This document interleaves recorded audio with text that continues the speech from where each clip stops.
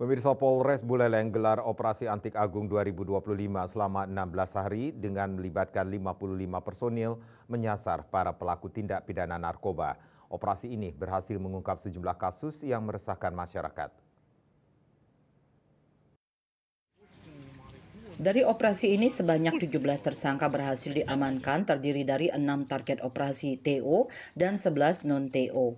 Kapolres Buleleng menegaskan seluruh tersangka akan dijerat dengan pasal 112 dan pasal 132 ayat 1 Undang-Undang Nomor 35 Tahun 2009 tentang narkotika. Ancaman hukuman yang dihadapi para tersangka berkisar antara 5 hingga 20 tahun penjara dengan denda minimal 1 miliar rupiah hingga maksimal 10 miliar rupiah. Kapolres Buleleng mengingatkan masyarakat untuk tidak terlibat dalam jaringan narkoba. Bahwa kejahatan narkoba baik penggunaan maupun peredaran narkoba di Buleleng ini sudah cukup meresahkan. Ya, kita harus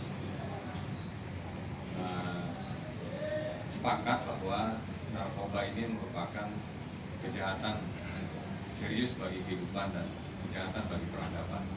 Sudah banyak kekacauan yang ditimbulkan karena narkoba. Jadi banyak kejahatan-kejahatan lain lahir dari penggunaan dan peredaran narkoba ini.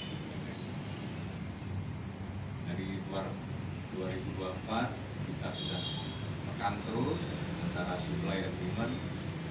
Ya sekarang mungkin rekan-rekan media bisa mengamati bahwa sekarang kejahatan street crime atau kejahatan jalanan cukup menurun di Kabupaten Buleleng ini.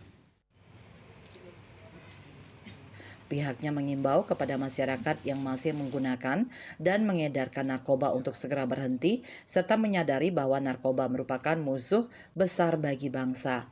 Tidak hanya Operasi Antik Agung 2025, pemberantasan narkoba akan terus dilaksanakan guna menindak tegas peredaran narkotika di Kabupaten Buleleng dan memastikan keamanan masyarakat dari bahaya narkoba. Yasri Yuli, Bali TV.